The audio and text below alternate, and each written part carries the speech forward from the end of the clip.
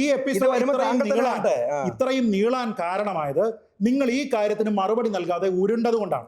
ആ ഉരുണ്ടിട്ട് നിങ്ങൾ എവിടെ വരെ പോയി നോക്ക്. ഇസ്ലാമൈസേഷൻ എന്ന് പറയുന്നതിന് പകരമായിട്ട് നിങ്ങൾ ഇവിടെ RSS ഹിന്ദുക്കളുടെ വോട്ട് കിട്ടാൻ ശ്രമിക്കുന്നു എന്ന് പിണറായി വിജയൻ പറഞ്ഞിട്ടുണ്ട്. അത്രേ. അതെന്ത്? അതല്ലെന്ന് പറഞ്ഞല്ലോ. എന്നിട്ട് അവസാനം ഇത്രയും നേരം കഴിഞ്ഞിട്ട് നിങ്ങൾ എന്താ പറഞ്ഞത്? ശരിയാണ്, അങ്ങനെ ഒരു മുഖ്യമന്ത്രിയും പറഞ്ഞിട്ടില്ല. എന്റെ പോയിന്റ് നിങ്ങൾ ആദ്യം പറഞ്ഞിട്ട് നിങ്ങൾ തീർന്നേനെ. ഇത് രണ്ടും ഒരേപോലെയാണോ എന്ന് ചോദിച്ചാൽ കേരളം ഭരിക്കുന്ന നമ്മുടെ മുഖ്യമന്ത്രിമാർ സഭാരേഖകൾ പ്രകാരം അക്കൗണ്ടബിലിറ്റിയോടുകൂടി അങ്ങനെ ഒരു പ്രസ്താവന പറഞ്ഞിട്ടില്ല. അവരുടെ വ്യക്തിപരമായിട്ടുള്ള അഭിപ്രായം രാഷ്ട്രീയമാണ്. ഇപ്പം കോൺഗ്രസ് എന്തോ പ്രശ്നമാണ്, കോൺഗ്രസ് മുക്ത ഭാരതം ഇവിടെ വേണമെന്നല്ലേ BJP പറയുന്നത്, അല്ലേ? എന്ന് പറഞ്ഞിട്ട് അത് അവരുടെ അഭിപ്രായമല്ലേ? ഗോസ്പലാണോ? അത് പ്രധാനമന്ത്രി പറയും, അല്ലെ? കോൺഗ്രസ് മുക്ത ഭാരതം വേണമെന്ന് പ്രധാനമന്ത്രി പറയും. പക്ഷെ പ്രധാനമന്ത്രി ആ സാധനം പറഞ്ഞത് സഭയിൽ രേഖകളിലാണോ? അല്ല, പുറത്തേക്ക് പറയുമായിരിക്കും, അല്ലെ? B മുരളീധരനോ K മുരളീധരനോ ഒക്കെ പറയുമായിരിക്കും, അല്ലെ? അതിന് അക്കൗണ്ടബിലിറ്റി ഇല്ല.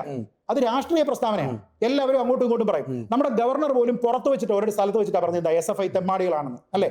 അദ്ദേഹത്തിനെ തടഞ്ഞപ്പോ ശരിയല്ലേ? എല്ലാം അംഗീകരിച്ചോ?